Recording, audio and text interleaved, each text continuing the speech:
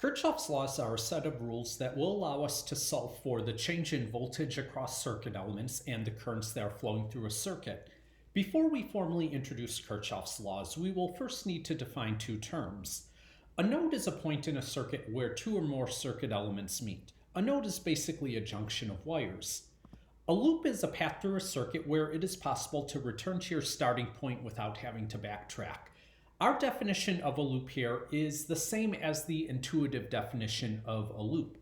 Kirchoff's first law states that the sum of the currents entering a node must be equal to the sum of the currents exiting that same node. We saw this idea in the previous chapter. The total current entering a junction must be equal to the total current exiting that same junction. Kirchoff's second law states that the sum of the potential differences, in other words, the sum of the change in voltage around any closed loop in a circuit, must add up to zero. If you think about these two laws, you could convince yourself that the first law is just a statement of the conservation of charge, and the second law is just a statement of the conservation of energy.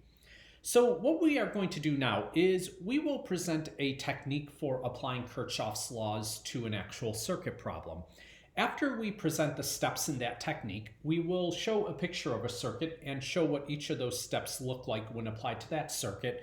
And after that, we will demonstrate applying Kirchoff's laws to an actual example problem on the whiteboard. Before I present the steps in applying Kirchoff's laws to a circuit problem, I want to make a comment that the method described here varies slightly from what was written in the textbook.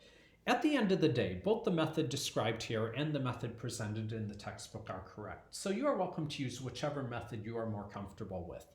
I will say that before you begin applying Kirchoff's laws to a circuit problem, if possible, condense the circuit. By that I mean if you have any resistors or other circuit elements in series or parallel with each other, then you could go ahead and combine those circuit elements. This will not be possible in every problem you encounter, and this is not necessary, but it could be useful in that it might save us some work in the future. The first step in applying Kirchoff's laws will be to find every resistor in our circuit and to label the currents flowing through each of those resistors. When we label the current flowing through a resistor, we will assign a value to the amount of current flowing through that resistor, and we will assign a direction that the current flows through that resistor. Sometimes the amount of current flowing through a resistor will be given in a problem. In that case, we could assign a numerical value. If the amount of current is not given in a problem, then we could assign an unknown current to be flowing through that resistor, such as I1, I2, and so on. These unknown currents will then be some of the unknowns that we solve for when we apply Kirchoff's laws. We must also include the direction that the current flows through each resistor.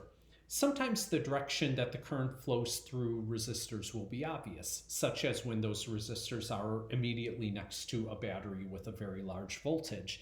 At other times, the direction that the current flows through a resistor might not be obvious.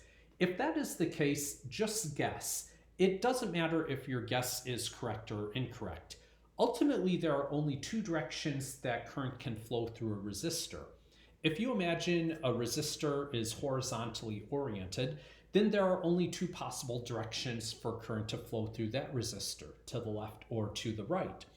After we solve for all the unknown currents in our circuit using Kirchoff's laws, if we have a positive value for an unknown current, that indicates our guess for the direction of the current was correct. If we have a negative value for an unknown current, then that indicates our guess for the direction of the current through that resistor was incorrect, and therefore the current must be flowing the other way. The amount of current will still be the same. The negative sign just indicates that our guess for the direction was wrong. After we have labeled the currents flowing through our circuit, we will then apply the junction rule at each node in our circuit. We will add up all the currents flowing into the junction, we will add up all the currents exiting the junction, and then we will set those two terms equal to each other. At this point, we have some number of equations, and we will find that we often have a greater number of unknown terms than the number of equations that we have. These unknown terms are the unknown currents within our circuit. Whenever you have a greater number of unknown terms than equations, you need to obtain additional equations containing those unknown terms before you can solve for them.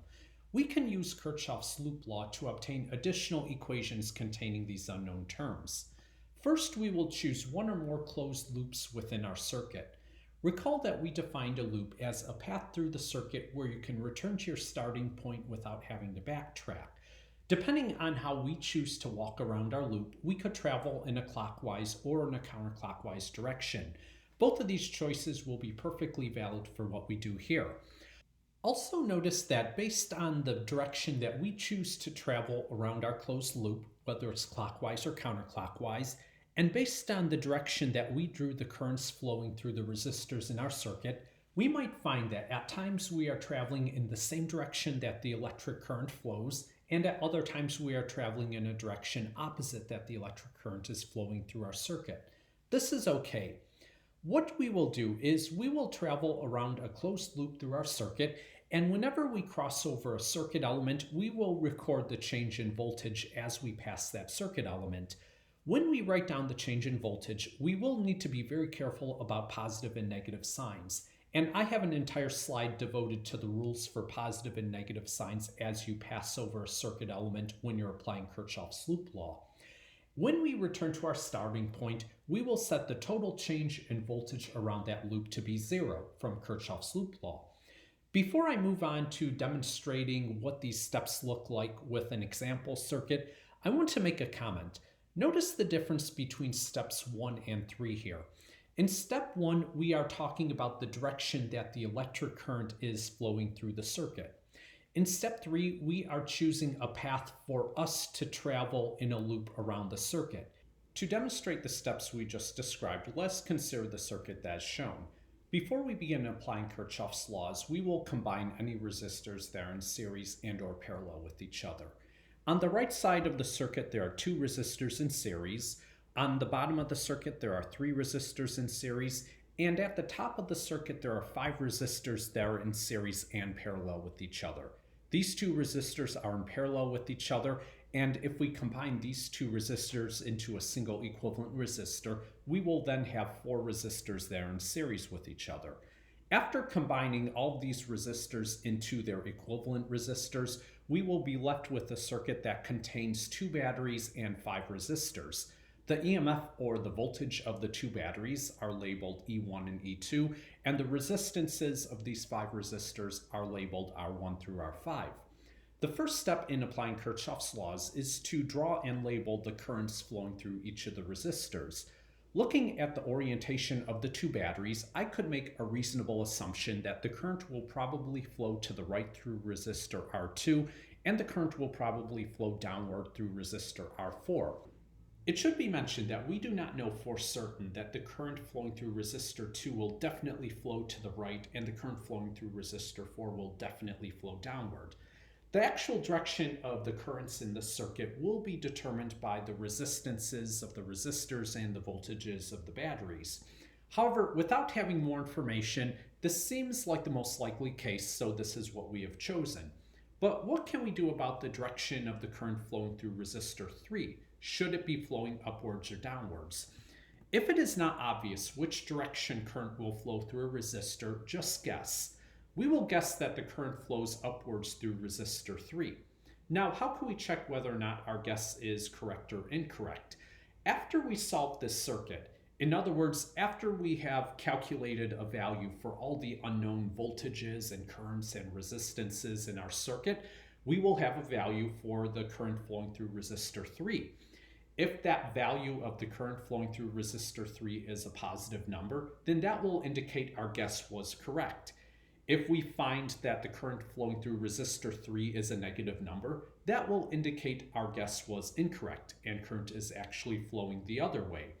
The magnitude, or in other words, the amount of current, will be the same in both cases, and the sign of the current, positive or negative, will indicate whether or not our guess was correct or incorrect. After we draw the currents flowing through the resistors in this circuit, we will have a picture that looks something like this. Current I1 was drawn to flow to the right through resistor 1, current I2 was drawn to flow to the right through resistor 2, and so on. When you actually encounter a circuit problem on a homework or exam, you will often have numerical values for most of these currents, resistances, and voltages. The next step in applying Kirchoff's laws is to find all the nodes in your circuit and write down the junction equation at each node. In this circuit, there are 3 nodes, or in other words, 3 junctions of wires. At the junction on the left side of the circuit, I see current I5 is flowing into the junction and current I1 and I2 are exiting the junction. So I would write the junction equation at this node as I5 is equal to I1 plus I2. If I look at the junction near the center of the circuit, I see currents I1, I2, and I3 are all flowing into that junction, and I see current I4 is exiting that junction. Therefore, the junction equation at the center node is going to be written as I1 plus I2 plus I3 equals I4. At the node near the bottom of the circuit, I4 is flowing into that junction of wires, and I3 and I5 are exiting that junction of wires, so I could write I4 is equal to I3 plus I5. The next step in applying Kirchoff's laws is to find one or more closed loops within our circuit. In the circuit shown, there are a number of possible closed loops that we can choose from. Depending on the particular circuit that you are considering, some closed loops might be more useful to you than others. Let us choose this closed loop. Notice that as we travel around this closed loop, we will pass by some circuit elements. Also notice that at times we will be traveling in the same direction that the current flows, while at other times we are traveling in the opposite direction that the current is flowing. What we will do is we will travel around our closed loop, and anytime we pass by a circuit element, in other words, anytime we pass by a resistor or battery, we will record the change in voltage as we pass that circuit element. When we return to our starting point, we will set the total change in voltage to be 0 from Kirchoff's loop law. When we record the change in voltage as we pass a circuit element, we need to be very careful about positive versus negative changes in voltage. So what are the rules for positive and negative signs when we record the change in voltage as we pass by a circuit element? The direction that we travel in relation to the direction that the current is flowing will be very important to take into consideration. If we are traveling in the same direction that the current is flowing and we pass by a resistor, then the change in voltage will be negative I times R. If we are traveling in the opposite direction that the current is flowing and we pass by a resistor, then the change in voltage will be plus I times R. If we travel past a battery, moving from the negative terminal to the positive terminal, in other words, if we move from the short line to the long line as we pass by the battery symbol, then the change in voltage will be plus E. If we travel past a battery, moving from the positive terminal to the negative terminal, in other words, moving from the long line to the short line in the battery symbol, then the change in voltage will be minus C. Using these rules for the change in voltage as we pass a circuit element, we could calculate the change in voltage as we pass the circuit elements in the loop shown here. We will choose the starting and ending point of our loop to be on the upper left side of the loop. This choice is completely arbitrary. It does not matter where we choose to begin and end our closed loop. As we travel in a clockwise direction around our closed loop, the first circuit element we encounter is resistor 2. Because we are traveling in the same direction that the current is flowing, the change in voltage as we cross resistor 2 will be minus I2R2. The next circuit element we encounter is battery number 1. Because we are traveling from the negative terminal to the positive terminal of the battery, in other words, because we are traveling from the short line to the long line in the battery symbol, the change in voltage as we cross battery number 1 will be plus E1. We then turn downwards and encounter resistor number 3.